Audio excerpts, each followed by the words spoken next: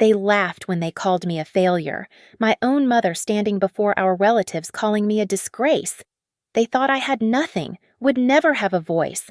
But I had $70 million, and I had prepared a chess game that would turn that family reunion into the opening move of a revenge that would bring them all to their knees. This isn't a family story, this is an autopsy. And it started right there at that dinner table that night. My name is Rachel Monroe, and I should have known the moment I stepped into that Cincinnati mansion that this family reunion would be my execution. The Monroe estate sprawled across 3 acres of manicured perfection, all limestone columns and crystal chandeliers that caught the October light like trapped diamonds. I'd grown up in this house, but walking through those mahogany doors at 6:30 that evening felt like entering enemy territory. The familiar scent of my mother's expensive perfume mixed with catered hors d'oeuvres hung in the air like a warning. 37 relatives had gathered for what Caroline Monroe, my mother, called our annual celebration of family success. The irony wasn't lost on me. I smoothed down my simple black dress, the one I'd bought at Target 3 years ago, and tried to ignore how it looked next to my sister Elisa's designer silk and my brother Jonathan's custom-tailored suit. "Rachel's here," someone whispered, and conversations dimmed to that particular volume reserved for discussing family disappointments. I found my assigned seat at the far end of the dining table, naturally, between Cousin Margaret's teenage son and Great-Aunt Dorothy, who'd been asking the same 3 questions for the past decade. The message was clear: I belonged with the children and the elderly, not among the accomplished adults. Caroline stood at the head of the table, her silver hair pulled into that perfect chignon she'd worn my entire life, her navy dress screaming understated wealth. At 62, she still commanded every room she entered. "Before we begin dinner," she announced, her voice carrying that honeyed authority that had shaped my childhood, "I'd like to share some wonderful family news." My stomach tightened. This was her stage, and I already knew my role. Jonathan's firm just landed the Henderson account a $12 million deal. Applause rippled around the table. My brother's chest puffed with pride as he nodded acknowledgments. And Elisa's art gallery has been featured in Cincinnati Magazine as one of the city's cultural treasures. More applause. Elisa's smile was radiant, practiced. She'd been perfecting that expression since we were children. Then Caroline's eyes found mine across the table. The temperature in the room seemed to drop. Of course, we all have our different paths in life. Her pause was surgical, designed to draw every eye to me.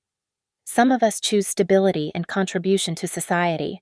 Others, she sighed, the sound carrying just enough disappointment to make my cheeks burn.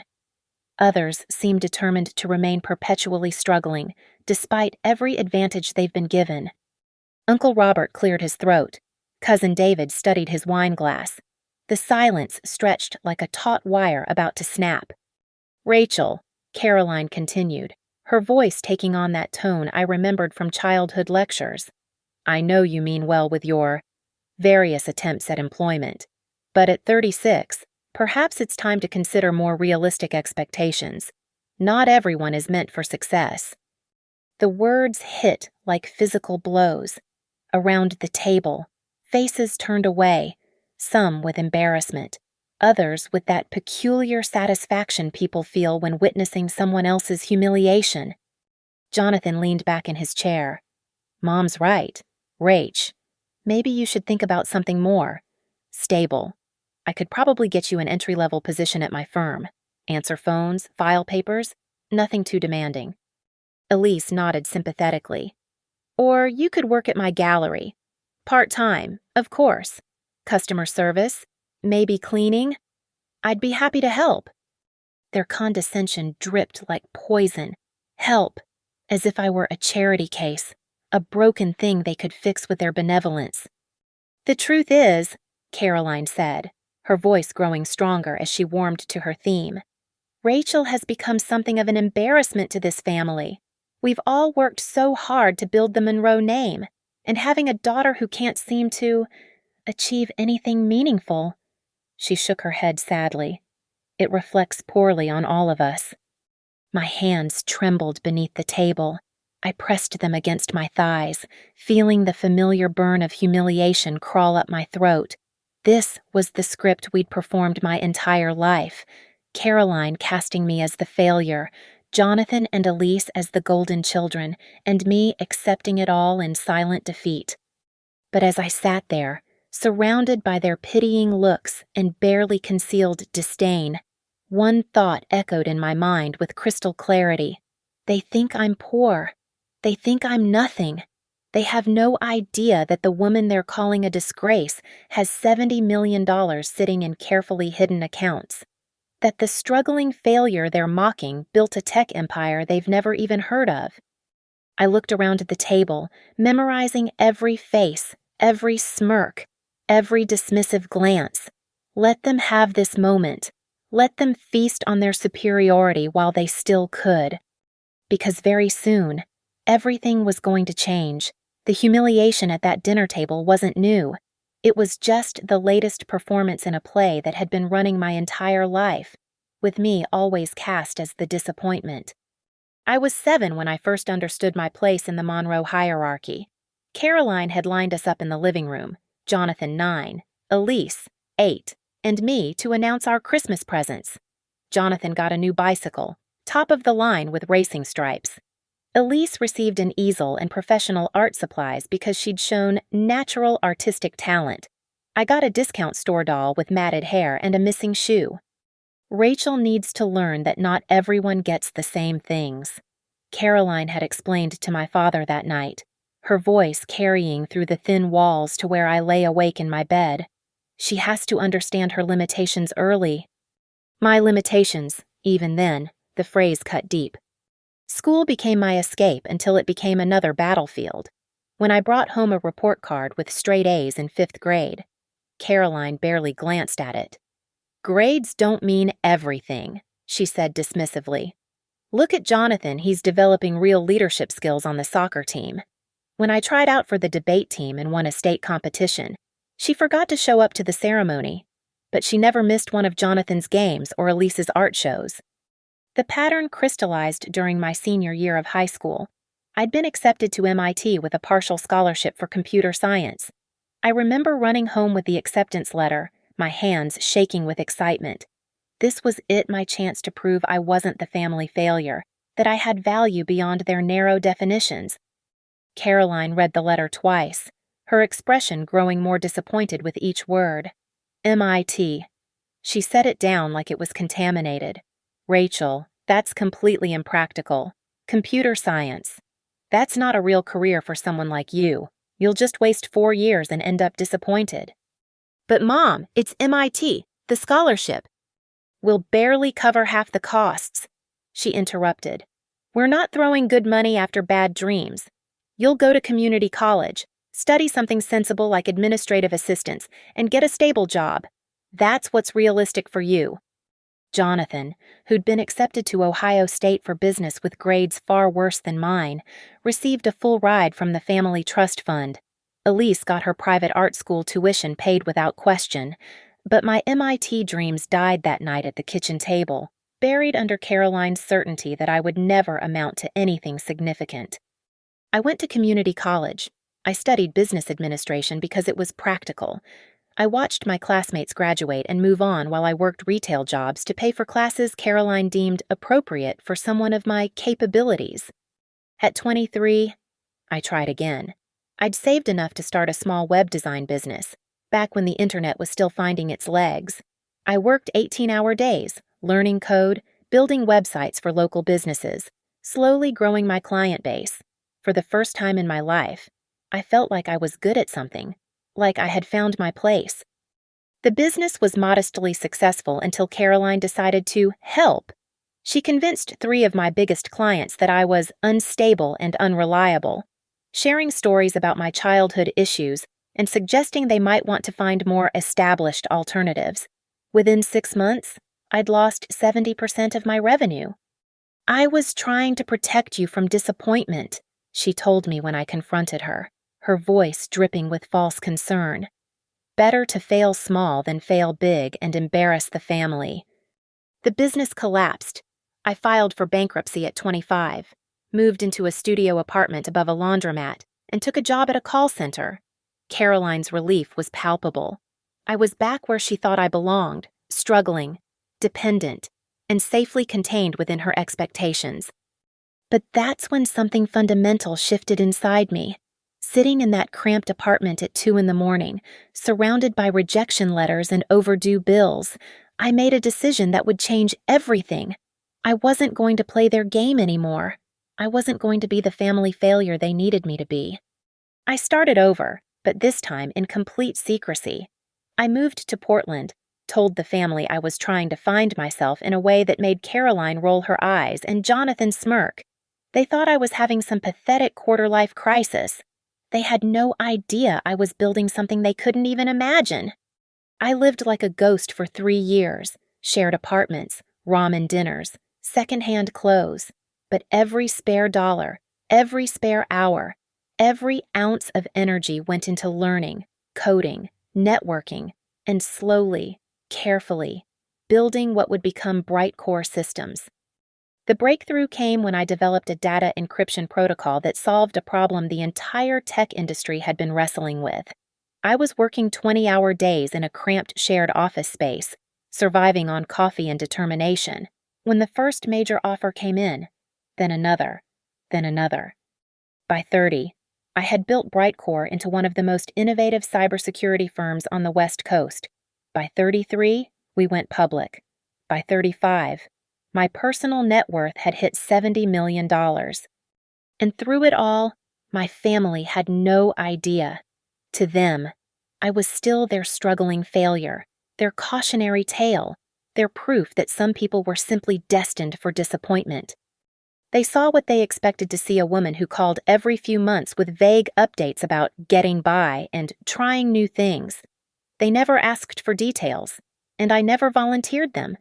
When I flew back to Cincinnati for mandatory family gatherings, I stayed in cheap hotels and dressed down, playing the role they'd written for me decades ago. But tonight, sitting at that dinner table while Caroline called me an embarrassment to the family name, I realized the performance was finally over. The dinner ended with the usual hollow pleasantries.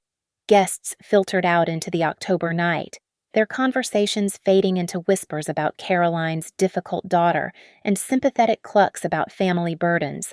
I lingered deliberately, helping clear plates and glasses, playing the dutiful failure who had nowhere else to be on a Saturday night. By 9:45, only immediate family remained. Caroline retreated to her study with Jonathan and Elise, the same mahogany-paneled sanctuary where family decisions had been made my entire life, the same room where my MIT dreams had been murdered 20 years ago. I should have left then, should have collected my coat and driven back to my hotel room to lick my wounds in private. Instead, something made me pause in the hallway outside the study door. Maybe it was the tone of their voices, hushed but urgent, conspiratorial in a way that made my skin crawl. "Can't continue like this," Jonathan was saying. His voice carried that executive authority he'd cultivated since business school. "She's 36 and still flailing around. It's embarrassing." "More than embarrassing," Elise added, her cultured voice sharp with irritation. "David's wife was asking questions tonight about why we keep enabling Rachel's lifestyle. It reflects poorly on all of us." I pressed myself against the wall, my heart hammering so loudly I was sure they'd hear it. The hardwood floor was cold beneath my feet, and I realized I'd kicked off my heels without thinking, moving like a thief in my own childhood home. Caroline's voice cut through the whispers like a blade. "I've made a decision. It's time for decisive action." The leather chair creaked as someone shifted position. Then Jonathan spoke again, his tone carefully measured. "What kind of action?" "Legal action," Caroline said, and something in her voice made my blood freeze. "I've been consulting with Harrison about the family trust. There are provisions we can invoke." Harrison, Thomas Harrison, the family attorney who'd been managing Monroe business since before I was born, the man who'd drafted every will, every trust document, every legal maneuver that had shaped our family's financial landscape. Provisions! Elise's voice pitched higher with interest. Papers rustled. Caroline was reading from something documents, maybe legal briefs. The trust explicitly states that beneficiaries must demonstrate financial responsibility and contribute meaningfully to the family's reputation. Harrison believes we have grounds to invoke the exclusion clause. My knees went weak. The exclusion clause. I remembered whispered conversations about distant relatives who'd been excluded from family inheritance, black sheep who'd been deemed unworthy of the Monroe legacy. You mean cut her out entirely? Jonathan's voice held barely contained excitement. More than that, Caroline continued, her tone growing stronger, more confident. If we can document a pattern of financial irresponsibility and failure to maintain family standards, we can require her to formally renounce any claim to current or future family assets, a complete legal separation. The words hit me like physical blows. They weren't just planning to exclude me from inheritance, they wanted me to sign away every tie to the family's financial foundation, to legally declare myself unworthy of even the possibility of support. That seems extreme, Elise said, but her voice carried consideration, not objection. Is it? Caroline's chair scraped against the floor as she stood. I could picture her pacing, the way she did when she was building toward a decision. Think about tonight, the way she sat there, contributing nothing, offering nothing. She's been a drain on this family's resources and reputation for 36 years. How many more dinner parties do we have to endure where people pity us for our failure of a daughter? She did seem particularly pathetic tonight, Jonathan agreed, even more than usual. Their casual cruelty took my breath away.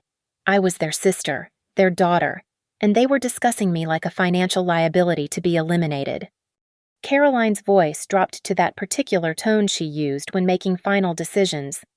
Harrison is drawing up the papers. We'll present them to her next week, a formal document requiring her to acknowledge her failures and renounce any claim to family assets, past, present, or future.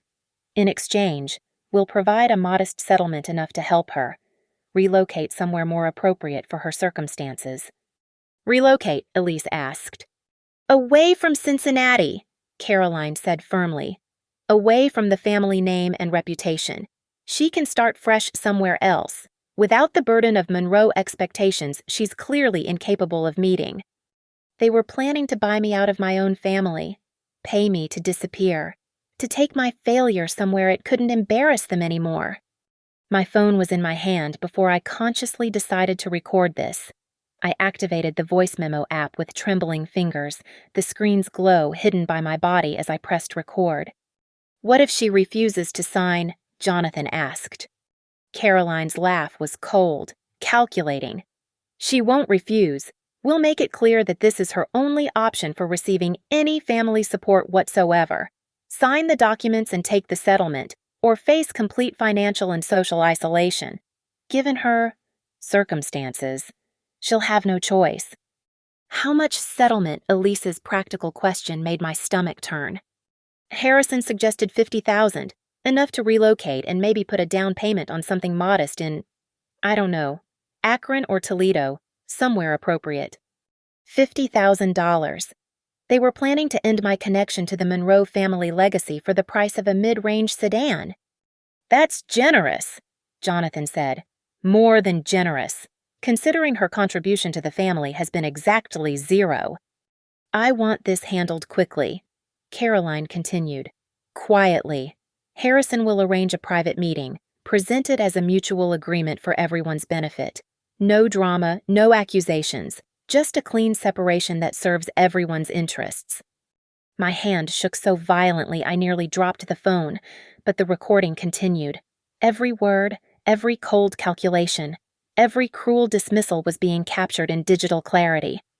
They talked for another 10 minutes, discussing logistics and timelines, debating whether the settlement should include a non-disclosure agreement to prevent me from embarrassing the family with sob stories. They decided it should. By 10:30, they'd planned my exile down to the smallest detail, A complete severance from the Monroe name, money, and social connections, packaged as a generous offer I'd be foolish to refuse. I stopped recording and slipped away from the door, my bare feet silent on the hardwood. In the front hallway, I gathered my coat and purse with mechanical precision, my mind racing but my hands steady for the first time all evening. They thought they were playing chess, moving me off the board with sophisticated legal maneuvering. They had no idea they'd just handed me the most powerful weapon imaginable, the truth about who they really were, preserved in their own words, ready to destroy everything they'd spent decades building.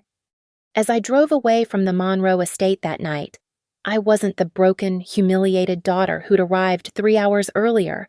I was a woman with $70 million, a recording that could shatter their world, and a very clear understanding of exactly what needed to happen next. I didn't sleep that night. Instead, I sat in my sterile hotel room until 3 a.m, playing the recording over and over, each replay stoking the fire that had been building in my chest since dinner. By dawn, I knew exactly what I needed to do. Maya Rodriguez answered her phone on the second ring, despite it being 6:15 on a Sunday morning in Portland. That's what I loved about Maya. She understood that true crises didn't respect business hours. Rachel, everything okay? Her voice was alert, professional. Maya had been my attorney since the early days of Brightcore, back when I was nobody, and she was a hungry young lawyer willing to take on unconventional clients. Now she was a partner at one of the West Coast's most prestigious firms, but she still answered my calls personally. "I need to fly you to Cincinnati," I said without preamble, "today, and I need you to bring the war chest." The war chest, that's what we called the collection of legal documents, financial records, and strategic options Maya had prepared for me 3 years ago when Brightcore went public. Insurance against the day someone might try to use my family connections against me, or when I might need to protect my assets from people who thought they knew me better than I knew myself. "What happened?" Maya's voice sharpened with interest. She'd never liked what I'd told her about my family, had often questioned why I maintained any contact with people who treated me like a failure. I told her everything: the dinner, the humiliation, the recording, the plan to legally exile me from my own family. Maya listened without interruption, and I could practically hear her legal mind cataloging every detail, every potential cause of action. "They want to pay you $50,000 to disappear forever," she asked when I finished. $50,000 to sign away any claim to Monroe family assets and move somewhere appropriate for my circumstances. The words tasted like poison. Maya was quiet for a long moment. When she spoke again, her voice carried that particular tone she used when she was about to suggest something devastating. "Rachel, you know we don't need to play defense here. You have options they can't even imagine. Tell me." "The Monroe family trust that your mother administers. I've done some research over the years, just in case. It's a complex instrument, but there are fascinating accountability provisions built in, provisions that could be problematic for someone who's been playing fast and loose with fiduciary responsibilities." My pulse quickened. "What kind of provisions?" "The kind that require trust administrators to act in the best interests of all beneficiaries, not just their favorites. The kind that mandate transparent financial reporting and prohibit using trust resources for personal vendettas. Your mother has been making distributions to Jonathan and Elise for years while systematically excluding you. That's not legal preference, that's breach of fiduciary duty." I sank into the hotel room's single chair, my mind racing. How bad could it be for them? "Catastrophic," Maya said bluntly. "If we can prove systematic mismanagement and deliberate exclusion of a rightful beneficiary, we're talking about full restitution, removal of the trustee, potential criminal charges for embezzlement. The trust could be dissolved entirely and redistributed equally among beneficiaries. Which would mean Jonathan and Elise would have to return every penny they've received over the years that should have been distributed to you equally. We're probably talking about millions, plus penalties, plus legal fees, plus the complete destruction of your mother's reputation in Cincinnati's social circles." The hotel room suddenly felt too small to contain the energy building inside me. This wasn't just about defending myself anymore. This was about complete reversal of 36 years of systematic abuse. But here's the beautiful part, Maya continued, her voice warming to the strategy. We don't have to sue them into oblivion, though we absolutely could. We can use this as leverage for something much more satisfying, which is public accountability. We expose them at their own game, in their own territory, in front of the people whose opinions they actually care about. We turn their next family gathering into a reckoning. My hand tightened on the phone. Go on. So they're planning to present you with legal documents. Right. Some private meeting where they corner you and force you to sign away your rights. Next week, according to what I heard. Perfect. We let them try. But we come prepared with our own documentation, financial records showing the trust mismanagement, legal analysis proving their breach of fiduciary duty, and most importantly, a counter-proposal that leaves them exactly where they tried to leave you, with nothing. I could hear Maya moving around her office, probably already pulling files, making notes. This was why I trusted her completely. She didn't just practice law, she practiced warfare. I want to do this at their next big social event, I said slowly, the plan crystallizing in my mind. Something public, with witnesses. Something that will destroy their reputation the same way they've spent years destroying mine. Even better, Maya agreed. Social humiliation combined with legal devastation. They'll never recover from that kind of exposure. How quickly can you get here? I can be on a plane by noon. But Rachel...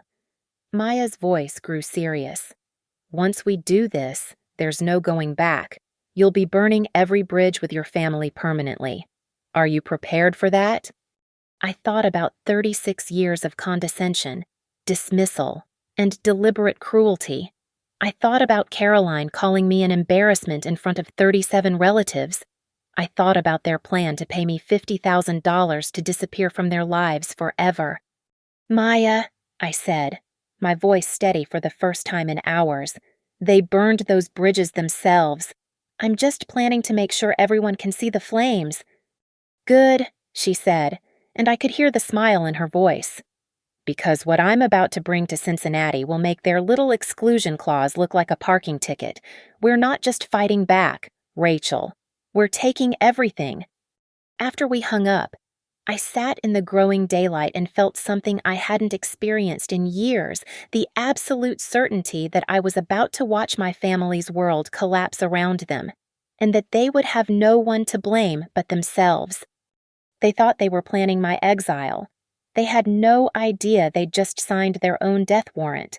The invitation arrived on Wednesday, delivered by Caroline's personal assistant with the kind of formal ceremony usually reserved for state occasions.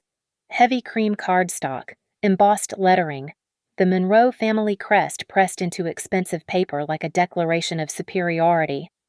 Mrs. Caroline Monroe requests the honor of your presence at an intimate dinner celebration honoring the Monroe Foundation's 25th anniversary, Saturday evening, 7 o'clock.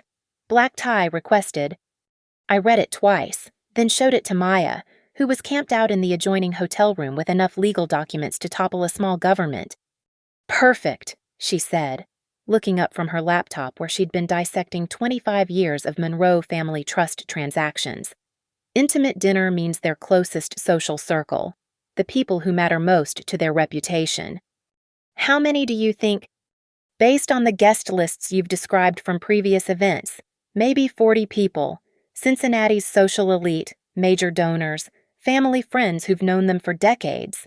Maya's smile was predatory. Exactly the audience we want. I studied the invitation again, noting the elegant script, the carefully chosen words. Caroline had probably spent hours crafting this, ensuring every detail reflected the Monroe family's impeccable taste and social standing. She had no idea she was planning her own destruction. The Monroe Foundation, I said slowly. I'd forgotten about that. Maya's fingers paused over her keyboard. Tell me about it. Caroline's pet project. She founded it after Dad died, supposedly to give back to the community and cement the family's philanthropic legacy. They host galas, give scholarships, fund community programs. It's how she maintains her position as Cincinnati's reigning socialite. Funded how? The question hit me like a lightning bolt. The trust. Everything goes through the trust. Maya's laptop screen reflected the sudden intensity in her expression. Rachel, if she's been using trust funds for personal philanthropic glory while systematically excluding you from distributions, that's embezzlement. That's federal embezzlement. We're not just talking about family money anymore. We're talking about charitable fraud, tax evasion, and misappropriation of funds intended for beneficiaries. Maya's voice carried the kind of excitement that made opposing attorneys consider early retirement. Thursday and Friday blurred together in a haze of preparation. Maya worked 18-hour days, building what she called the nuclear option, a comprehensive legal breakdown of every questionable transaction, every excluded distribution, every dollar that should have been mine over the past 15 years. I focused on the performance. This wasn't just about legal victory, it was about theater. Caroline had spent my entire life staging elaborate scenes designed to humiliate me. Now it was my turn to direct. I bought a new dress, not the designer original Caroline would expect, but a simple black sheath that looked expensive enough to avoid immediate dismissal. The real power would come from what I carried, not what I wore. Saturday evening arrived with unseasonable warmth for October. I stood outside the Monroe estate at exactly 7:05, deliberately late enough to ensure all the other guests had arrived, but early enough to avoid seeming disrespectful. Maya waited in her rental car 3 blocks away, ready to make her entrance when I gave the signal. The house blazed with light. Valet parking attendants in crisp white jackets directed luxury cars into precise formations on the circular drive. Through the tall windows, I could see the familiar choreography of Cincinnati high society men in perfectly tailored tuxedos, women in evening gowns that cost more than most people's monthly salaries, everyone moving with the practiced grace of people who'd never doubted their place in the world. I walked through the front door like I belonged there, because for tonight, I did. The foyer was packed with familiar faces, city council members, bank presidents, old money families whose names appeared on hospital wings and university buildings. They turned as I entered, and I watched the recognition dawn, followed immediately by confusion. Rachel, Margaret Whitfield, Caroline's closest friend, approached with barely concealed bewilderment. How lovely to see you. Thank you, Mrs. Whitfield. I wouldn't miss celebrating Mother's achievements. The words were carefully chosen. No one could object to a daughter honoring her mother's philanthropic work, even if that daughter was known to be problematic. I moved through the crowd with deliberate calm, accepting polite greetings, deflecting subtle questions about my current situation. Every conversation was a small performance, each interaction designed to establish my presence without revealing my purpose. Caroline appeared at my side with the sudden materialization she'd perfected over decades of hostessing. She wore midnight blue silk that probably cost more than most people's cars, her jewelry chosen to catch light from every angle. Rachel, her voice carried just enough warmth for public consumption, but her eyes were ice. I wasn't expecting you. The invitation said family, I replied smoothly. I'm still family, aren't I? Her smile never wavered, but I saw the calculation behind it. She was probably wondering if this was about the legal documents they planned to present next week, if I'd somehow learned about their scheme. Of course, darling, though I'm surprised you felt comfortable at this type of gathering. The subtle dig was perfectly delivered, loud enough for nearby guests to hear, gentle enough to seem like motherly concern rather than outright cruelty. I've learned to be comfortable in many situations you might not expect, I said, my voice equally gentle, equally loaded with hidden meaning. The evening progressed with excruciating normalcy. Dinner was served in the main dining room, 43 guests seated at 3 round tables draped in Caroline's signature ivory linens. I found myself at the table farthest from the head table, naturally, sandwiched between a pharmaceutical executive's wife and a retired judge who spent the entire first course explaining why young people today lacked proper work ethic. Caroline gave her speech during the main course, standing gracefully beside a display of photographs documenting 25 years of Monroe Foundation achievements, scholarships awarded, community centers built, lives changed through generous Monroe family intervention. "The foundation represents everything our family values," she said, her voice carrying to every corner of the room. "Responsibility, community service, and the belief that those blessed with resources have an obligation to lift others up." The irony was so thick I nearly choked on my salmon. But I applauded with everyone else, smiled when people looked my way, played the role of the proud daughter celebrating her mother's noble work. Because in exactly 30 minutes, when Caroline finished her presentation and moved to the informal reception phase of the evening, I was going to destroy everything she'd spent 25 years building. And she was going to do it in front of every person whose opinion had ever mattered to her. Caroline finished her speech to thunderous applause at 8:47.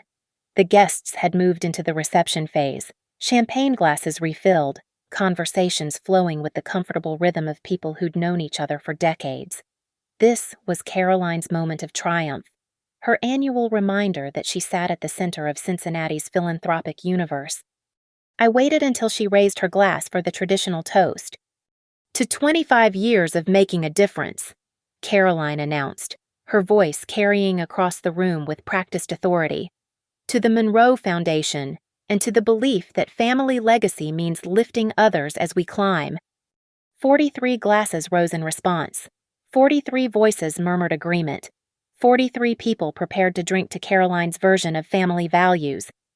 I stood slowly, my movement catching attention like a stone dropped in still water.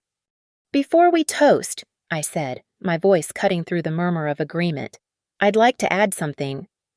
The room went quiet, not the comfortable quiet of anticipation, but the sharp-edged silence that precedes disaster.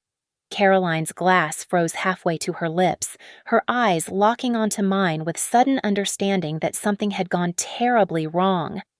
"As the daughter Caroline just praised for understanding family values," I continued, my voice steady and clear, "I think it's important that everyone here knows the truth about how the Monroe family actually treats its own."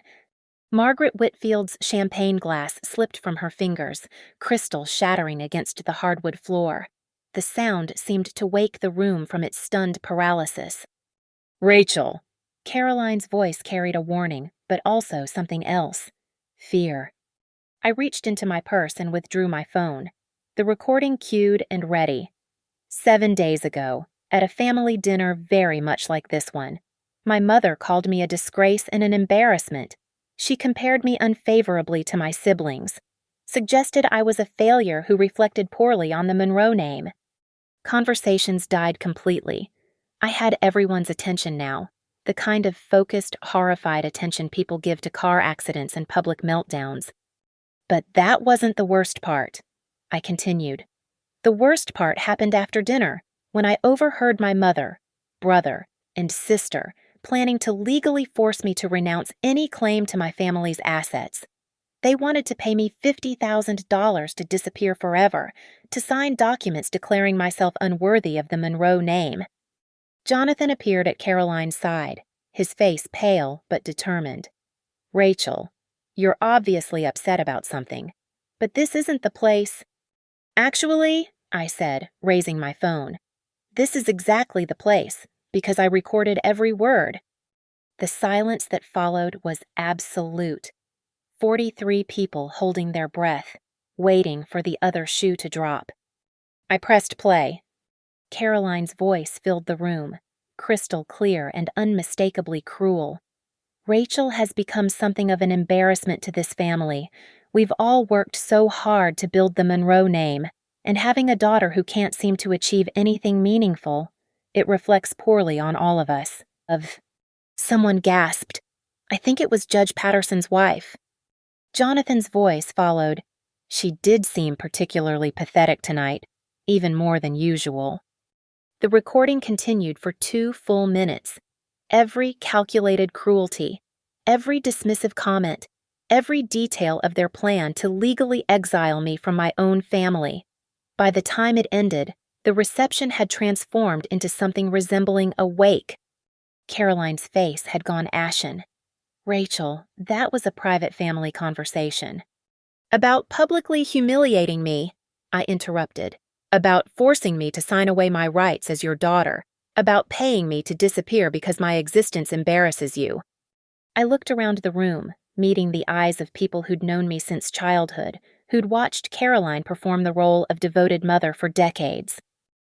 "But here's what my loving family doesn't know," I said, my voice growing stronger with each word.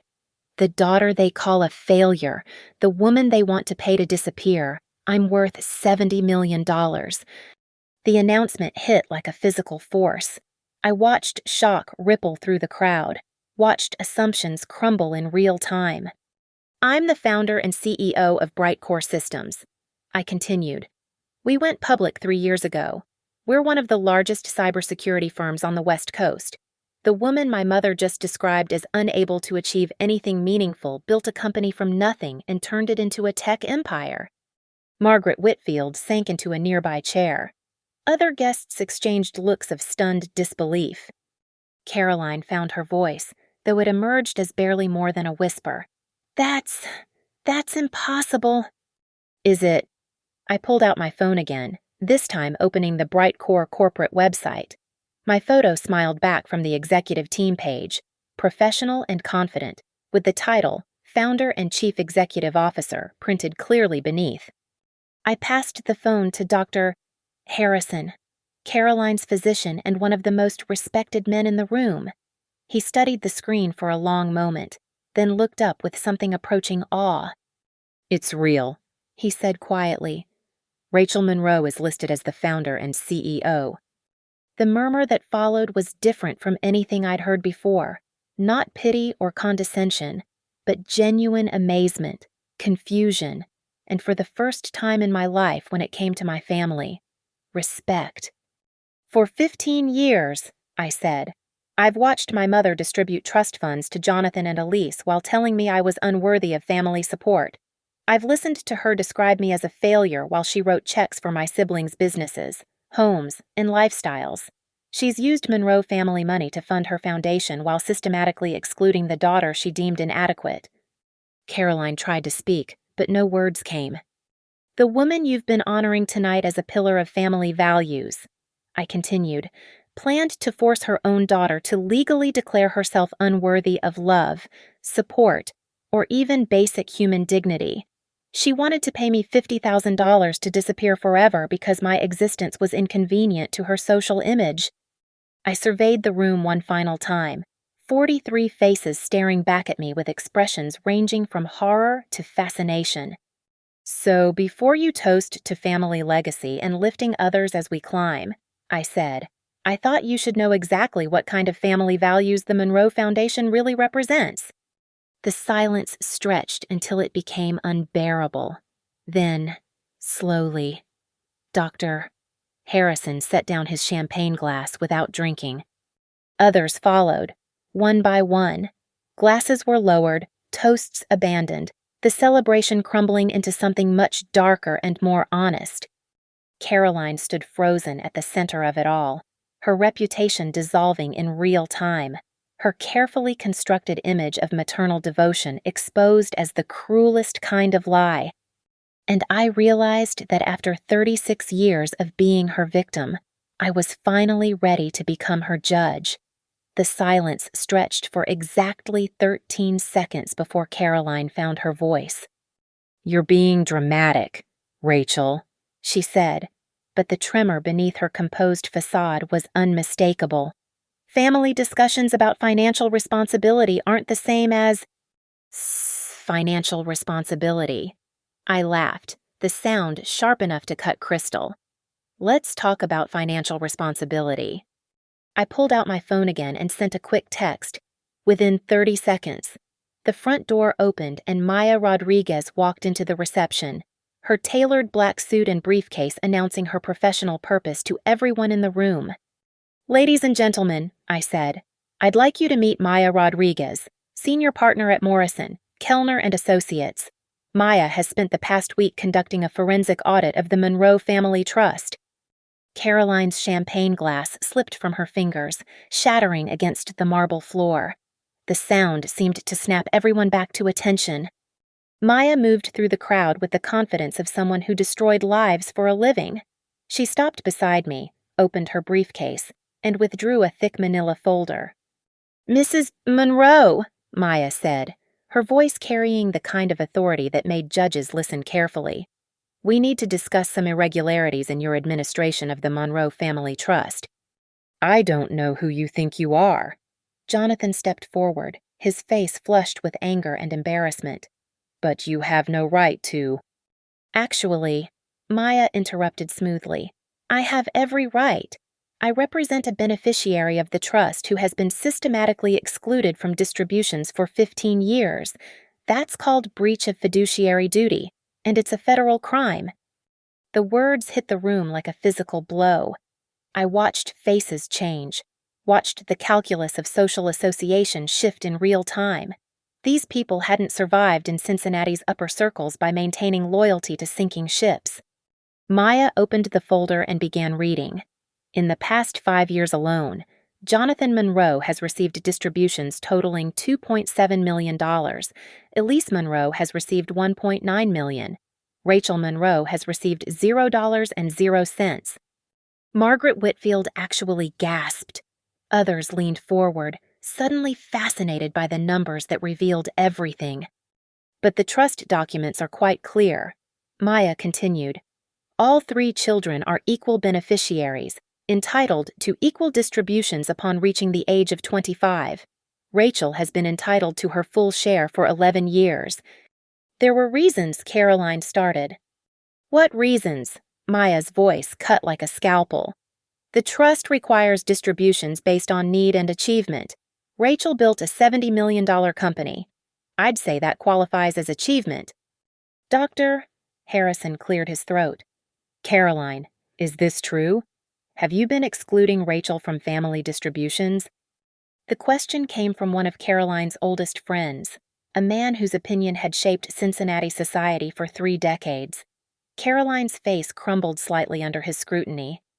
"Rachel never asked for money," she said weakly. "She never expressed interest in—" "She never asked," Maya interrupted, "because you spent 36 years convincing her she was unworthy of asking. But legal entitlement doesn't require a formal request. It requires fair administration." Elise finally found her voice. "This is ridiculous. Rachel disappeared for years. She never participated in family—" "She disappeared," I said, my voice rising above the murmur. "Because you made it clear I wasn't welcome. But disappearing doesn't forfeit legal rights, and it certainly doesn't justify stealing what belongs to me." Maya withdrew another document. "Speaking of stealing, let's discuss the Monroe Foundation." Caroline went completely white. "The foundation," Maya continued, "has received over $4 million in transfers from the Monroe Trust over the past 10 years, transfers that required unanimous beneficiary approval according to the trust documents. Rachel's approval was never sought, never received, and never documented." The implications hit the room like a tsunami. Caroline had been using trust money that partially belonged to me to fund her personal philanthropic empire, money that had built her reputation, secured her social position, and earned her the respect of everyone in this room. That's charitable fraud," Judge Patterson said quietly. He'd been silent until now, but his legal expertise made his words carry devastating weight. "Using trust funds for personal philanthropy without proper beneficiary consent. Caroline, that's a felony." "It wasn't personal," Caroline protested, but her voice lacked conviction. "The foundation serves the community." "The foundation serves Caroline Monroe's ego," I said.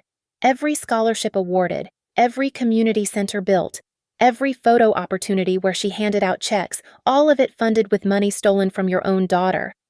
Maya produced a calculator and began adding figures aloud. 15 years of missed distributions, plus compound interest, plus foundation transfers, plus punitive damages.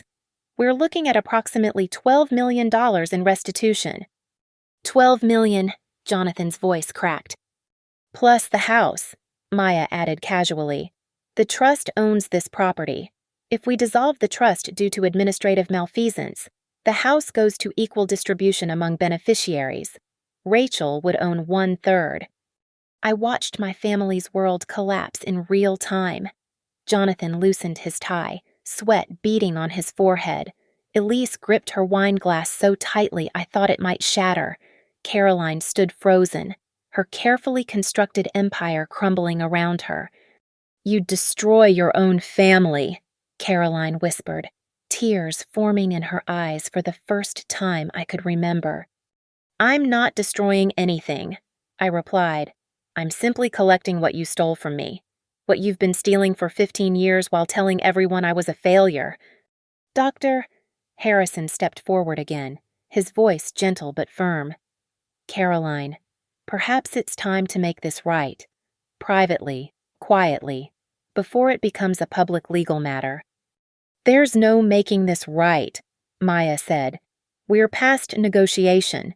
Mrs. Monroe had the opportunity to treat her daughter fairly for 36 years. She chose humiliation and theft instead." The room was beginning to empty. Guests who'd arrived expecting an elegant celebration were departing in shocked silence, their phones already buzzing with the kind of gossip that would destroy Caroline's reputation by morning. As the crowd thinned, my family stood clustered together like survivors of a natural disaster, staring at me with expressions of disbelief, fear, and for the first time in my life, genuine respect. $12 million, Jonathan repeated numbly. "Plus interest," Maya confirmed, "plus legal fees, plus the emotional distress of systematic family abuse. We'll be filing papers tomorrow morning." Caroline finally found words, though they emerged as barely more than a whisper. Why destroy everything we've built?" I looked at her, really looked at her, seeing not the intimidating matriarch who'd shaped my childhood, but a woman who'd gambled everything on my permanent silence and lost. "Because you taught me that family legacy means something," I said. "You just never expected me to claim mine." By 9:45, the Monroe estate was empty except for family and the wreckage of 25 years of carefully constructed lies. Broken champagne glasses littered the marble floor like fallen stars, and the elegant flower arrangements seemed to wilt in the oppressive silence. Caroline sat in her leather wingback chair, the same throne from which she'd ruled our family for decades, looking smaller than I'd ever seen her. Jonathan paced by the windows, his tuxedo wrinkled, his perfect composure finally cracked. Elise curled into the corner of the sofa, tears streaming down her face as she calculated everything she'd have to give back. Maya finished organizing her documents with the methodical precision of someone who'd just conquered a small country. "The papers will be filed Monday morning," she announced. "You have 72 hours to retain counsel and prepare your response." "What do you want?" Caroline asked, her voice hollow. "Money, the house, everything." I walked to the mantelpiece where family photographs had watched over Monroe gatherings for decades. Pictures of Jonathan's graduation, Elise's wedding, family vacations where I was either absent or positioned at the edge of every frame, an afterthought in my own family's history. "I want exactly what you tried to take from me," I said, turning to face them. "Recognition, respect, and every penny you stole while convincing me I was worthless." "We can negotiate," Jonathan said desperately. "Maybe we mishandled some things, but we're still family." "No," I interrupted. "You made it very clear we're not family. You planned to pay me $50,000 to disappear forever. Remember, to legally renounce any connection to the Monroe name because my existence embarrassed you." Caroline's tears had started, though I wasn't sure if they were from grief or fear. I never meant for it to go this far. I thought I was protecting the family reputation. "Whose reputation?" I asked. "Because starting Monday morning, When the court filings become public record, everyone in Cincinnati will know exactly what kind of family the Monroes really are. They'll know you embezzled trust funds to build your philanthropic empire. They'll know you systematically abused your own daughter for 36 years. They'll know that everything you built was founded on theft and lies. Maya snapped her briefcase shut. Rachel, we should go. You have an early flight back to Portland tomorrow. But I wasn't done. I needed them to understand the full scope of what they'd lost. The Monroe Foundation is finished, I said, my voice steady and final. When people learn you funded it with stolen money, every donation will be questioned. Every grant will be investigated. Your board will resign within the week to protect their own reputations. Caroline flinched like I'd struck her. The house will be sold to pay restitution, I continued. The trust will be dissolved and redistributed. Jonathan, Elise, you'll both have to return every dollar you received over the past 15 years, plus interest and penalties. You'll be lucky if you don't face criminal charges. And you, Elise whispered, what happens to you? I smiled, feeling lighter than I had in decades. I go back to my $70 million company and my real life, the life I built while you were all convinced I was a failure. I walked toward the door, then paused and turned back one final time. Shh, you know what the beautiful irony is if you'd just treated me like an equal member of this family. If you'd shown me basic respect and decency, I would have been happy to share everything I built. I would have gladly helped Jonathan's struggling law firm or invested in Elise's gallery. I would have even contributed to Mother's foundation, if she'd asked instead of stealing.